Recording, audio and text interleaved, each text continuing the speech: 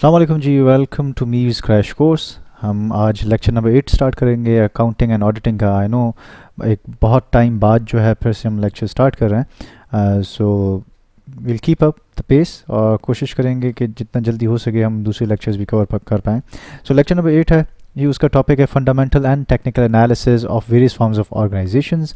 अब इसमें जो है जैसे कि हमारी एक रूटीन रही है, हम पहले हर लेक्चर के एंड में एक असाइनमेंट देते थे जो कि हम दूसरे लेक्चर की स्टार्टिंग में सॉल्व करते थे। सो इसी तरह लेक्चर नंबर 7 की हम पहले असाइनमेंट देखेंगे, उसके बाद will come to the topic. जो टॉपिक है fundamental and technical analysis of various forms of organisations. इसमें we are gonna learn about horizontal analysis, vertical analysis and ratio analysis. So before we go down that lane, हम उससे पहले जो है अपनी assignment solve करेंगे जी। सो लास्ट लेक्चर नंबर 7 के एंड में जो असाइनमेंट थी बेसिकली था ये कि जी एक मशीन खरीदी हुई है, ठीक है, और वो एक सिंगल प्रोडक्ट बनाती है वो मशीन। उसकी टोटल कॉस्ट है 10 लाख रुपए, 1 मिलियन रुपीज़, और उसकी life expectancy is 4 years and उसका जो स्क्रैप वैल्यू है वो है 1,30,000 रुपये, ठीक है जी। और जितने भी 4 साल होगी मशीन जो है सिमिलर नंबर ऑफ गुड्स बनाएगी, और इसी तरह एनुअल प्रॉफिट जो है इन्होंने वो भी यहाँ पे 5 लाख रुपए मशीन का बताया हुआ है। सो जी अच्छा, फाइनेंस मैनेजर कह रहा है कि जी मशीन आइदर सजेस्ट कर रहा है कि जी मशीन जो है आइदर स्ट्रेट लाइन मेथड में डेप्रिशिएट करनी चाहिए या फिर रिड्यूसिंग बैलेंस मेथड में।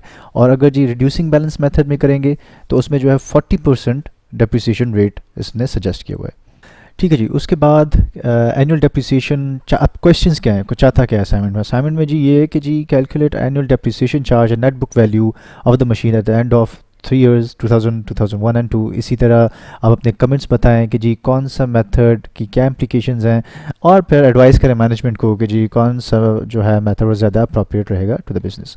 तो जी लेट्स स्टार्ट एक्सरसाइज। पहले जो इन्होंने बोला है कि जी स्ट्रेट लाइन डेप्रिसिएशन भी करनी है और डिक्लाइनिंग डेप्रिसिएशन भी करनी है। सो पहले तो स्ट्रेट लाइन मेथड जो है हम वो करेंगे। सो पहले हमने देखना है कि एनुअल डेप्रिसिएशन चार्ज है कितना। मशीन कॉस्ट कितनी थी जी? मशीन कॉस्ट जो है वो है 1 मिलियन, ठीक है। और स्क्रैप वैल्यू जैसे कि हम माइनस करते हैं उसमें से, और स्क्रैप वैल्यू इज़ 1,30,000 रुपीज़। तो वो हम जी माइनस करेंगे इसमें से 1,30,000 एंड सो डेप्रिशिएबल अमाउंट जो है वो हमारे पास बचेगा 8,70,000 रुपये। 8,70,000 रुपये इज़ द डेप्रिशिएबल अमाउंट जिस पे we are gonna work in the table. और यूजफुल लाइफ इज़ 4 years। तो अब हमारा स्ट्रेट लाइन डेप्रिसिएशन का जो कॉस्टिंग फार्मूला है वो है depreciable amount of the machine divided by useful amount, useful number of years, मतलब जितनी उसकी लाइफ एक्सपेक्टेंसी है। तो यहाँ पे 4 साल है, तो जब 8,70,000 को हम 4 से डिवाइड करेंगे तो इट विल बी 217,500, मतलब 2,17,500 रुपये एनुअल डेप्रिसिएशन चार्जेस हैं। तो उस अब दूसरा उसमें सवाल क्या था, देखें यहाँ पे जो है पूछ रहा है कि annual depreciation charge for the year 2001 to 2001 and 2002। तो वो जो है हम उसके चार्जेस अब दिखाएंगे। तो जी कॉस्ट ऑफ मशीन कितनी है जी? कॉस्ट ऑफ मशीन इज़, मैं थोड़ा सेंट्रली इसको अलाइन कर देता हूँ कि आपके लिए इजी हो। इट इज़ 1 मिलियन, ठीक है। इसी तरह और एक्यूमुलेटेड डेप्रिसिएशन फ़िलहाल हमारे पास 0 है, कोई एक्यूमुलेटेड डेप्रिसिएशन नहीं है। अच्छा, डेप्रिसिएशन फॉर द ईयर जो कि हम पीछे काउंट करके हैं दैट इज़ 217,500, ठीक है, 2,17,500। 2,17,500 जब 500 आप माइनस करेंगे तो आपके पास एक्यूमुलेटेड डेप्रिसिएशन यहाँ पे जो है वो भी टोटल 2,17,500 होगी, वो माइनस हो जाएगी फ्रॉम द अपर वैल्यू, ठीक है। 217,500। तो ऊपर जो आपके पास क्या दिया हुआ है, ऊपर आपके पास जी दिया हुआ है कि 10 लाख रुपए में से अब 2,17,500 माइनस करेंगे तो हमारे पास जो बुक वैल्यू बचेगी दैट इज़ 7,82,500। इसी तरह cost of machine will be the same. अच्छा, अब एक्यूमुलेटेड डेप्रिसिएशन हमने करनी है। पिछले साल की एक्यूमुलेटेड डेप्रिसिएशन कितनी थी? दैट वाज 217,500, ये वाली, ठीक है, जो कैरीड अमाउंट है ना, या हम उसको फॉरवर्ड लेकर आएंगे। और इसी तरह depreciation for the year is 2,17,500। तो टोटल एक्यूमुलेशन अगर दोनों को आप मिलाएंगे तो कितना हो जाएगा, दोनों को मिलाएंगे तो ये हो जाएगा 4,35,000। We are gonna minus from the 1 million rupees, minus करने के बाद वी विल गेट 5,65,000। इसी तरह same goes for the next year. 1 million rupees की आपकी आ गई मशीन कॉस्ट, और एक्यूमुलेटेड डेप्रिसिएशन पिछले साल वाली हम यहाँ लेकर आएंगे, विच इज़ 435,000, ये वाली जो है ना वो यहाँ जाएगी, ठीक है। और इसी से सालाना जो है इट इज़ सेम 2,17,500, ठीक है जी। इसी तरह फिर बैलेंस फॉरवर्ड क्या होगा एक्यूमुलेटेड डेप्रिसिएशन का, 2,17,500 हम प्लस करेंगे 4,35,000 में, तो दिस विल बी 6,52,500, जो कि हम माइनस करेंगे 1 लाख रुपीज़ 1 मिलियन रुपीज़ में से। So by the end of the day we will get 3,47,500, ठीक है जी। तो ये हो गया हमारा book value by the end of 2002, 3,47,500 रुपये। तो मूविंग फॉरवर्ड अब आ जाए जी depreciation with related annual depreciation charge with double declining method. तो उस पे जी हमने जो है पहले तो ईयर्स दिए हुए हैं साइड में, then we have the book value at the start 1 million rupees.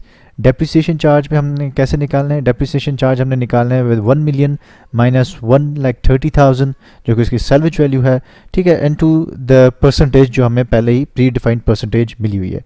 तो ये आप जब करेंगे तो आपके पास आंसर आएगा 3,48,000 रुपीज़। वो जब माइनस करेंगे आप 1 मिलियन में से तो आपके पास बचेंगे 6,52,000। इसी तरह जो इस साल का जो एंड वैल्यू होगा वो अगले साल में चला जाएगा 6,52,000।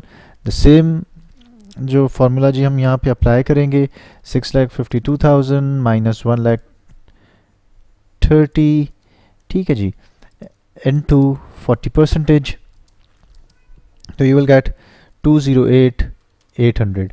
208,800 आप माइनस करेंगे जब 6,52,000 में से, तो आपके पास बचेगा 443,200। इसी तरह 443,200 will be the carrying forward amount in the next year.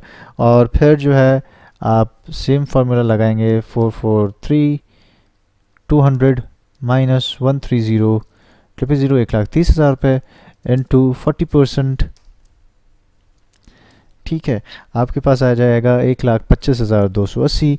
वो जब हम माइनस करेंगे फ्रॉम द बुक वैल्यू जो कि ये है, ठीक है, तो इसमें हमारे पास बचेगा इनमें 317,920। इसी तरह जी ये हो गया आपका डबल डिक्लाइनिंग मेथड में।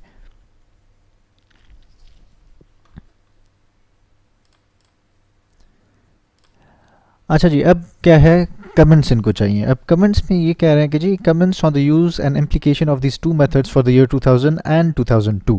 अब इसमें क्या करना है, हमें जो है डबल डिक्लाइनिंग डेप्रिसिएशन मेथड और उसका प्रॉफिट, और स्ट्रेट लाइन मेथड जो है और इसमें प्रॉफिट, क्योंकि हम आपने देखा होगा असाइनमेंट के एंड में जो है यहाँ पे प्रॉफिट भी दिया हुआ है कि जी ये रहा द बिफोर डेप्रिसिएशन, ये annual profit before depreciation is expected to be in the region of 5 lakh rupees, ठीक है।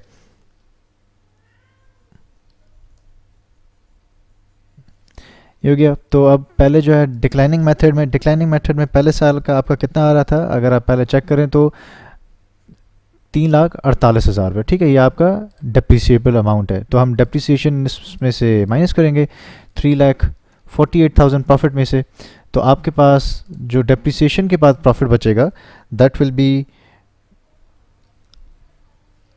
1,52,000, ठीक है। इसी तरह जी दूसरे साल में आपका जो था 2,08,800 रुपये डेप्रिशिएबल अमाउंट था, वो जब आप प्रॉफिट में से माइनस करोगे तो आपके पास आ जाएगा 291,200। इसी तरह for the third year the depreciable amount was 125,280, 1,25,280। तो वो जब आप माइनस करेंगे तो आपके पास एंड में बचेगा 3,74,720, ठीक है जी। अब आ जाते हैं जी स्ट्रेट लाइन मेथड में। स्ट्रेट लाइन मेथड में सिंस क्योंकि सेम ही रहता है हर साल और इट डजंट चेंज, स्टैटिक होता है, तो हम 2,17,500 हर साल माइनस करेंगे, जो कि हम पहले डेप्रिसिएबल अमाउंट निकाल के आ चुके हैं, ठीक है। 2,17,500, 2,17,500, ठीक है। तो आपके पास जो है फर्स्ट ईयर की एंड में जो प्रॉफिट आफ्टर डेप्रिसिएशन बचेगा that will be 2,82,500. The same for the second year and the same for the third year.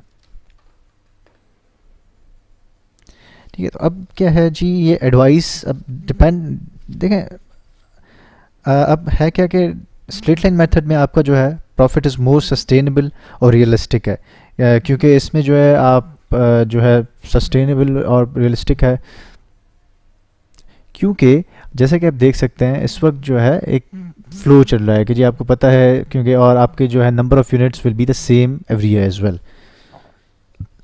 अच्छा, थर्ड पार्ट था एडवाइस क्या देंगे. एडवाइस देखें जी, सिंस ये जो मशीन है वो सिमिलर यूनिट्स हर साल बना रही है, इसी वजह से स्ट्रेट लाइन मेथड जो है वो ज़्यादा सूटेबल होगा, और क्योंकि हर साल इक्वल प्रोपोर्शन में आपकी डेप्रिसिएशन हो रही है, इक्वल प्रोपोर्शन में आपके पास प्रॉफिट्स बच रहे हैं. जबकि डबल डिक्लाइनिंग मेथड में जब हर साल जो है मशीन जब एक जैसे यूनिट बना रही है, तो डबल डिक्लाइनिंग में क्या होगा, in the initial years profit आपका कम होगा, डेप्रिसिएशन ज़्यादा होगी, and in the pass last years जो है प्रॉफिट ज़्यादा होगा, डेप्रिसिएशन कम होगी, जो कि अनरियलिस्टिक है, तो वो हमें नहीं चाहिए इन आवर सिनेरियो.